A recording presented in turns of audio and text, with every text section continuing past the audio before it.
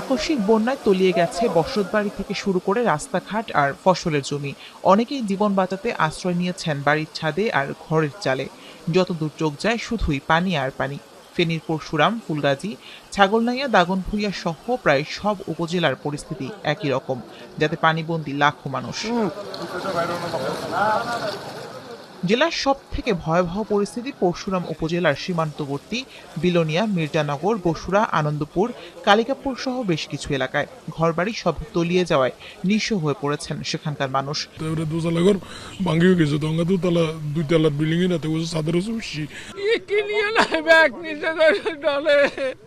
এই সুদূর ভিতরে তো কোনো যাওয়া কখনো সম্ভব না। এখন বাচ্চা কাচ্চা তো ছাদের উপরে, এখন তো যাওয়া আসায় খুব মুশকিল হয়ে গেছে। স্পিড বোট নিয়ে দুর্গতদের উদ্ধারের চেষ্টা করছে সেনাবাহিনী সহ বিভিন্ন সংগঠন, তবে চাহিদার তুলনায় সাহায্য অপ্রতুল। জেলা শহরের সঙ্গে পুরোপুরি বন্ধ সড়ক যোগাযোগ, বন্ধ রয়েছে বিদ্যুৎ ও গ্যাসের সরবরাহ। মোবাইল নেটওয়ার্ক না থাকায় স্বজনদের সঙ্গে যোগাযোগ করতে পারছেন না দুর্গতরা। ধারণার চেয়েও ভয়াবহ পরিস্থিতি ফেনীর।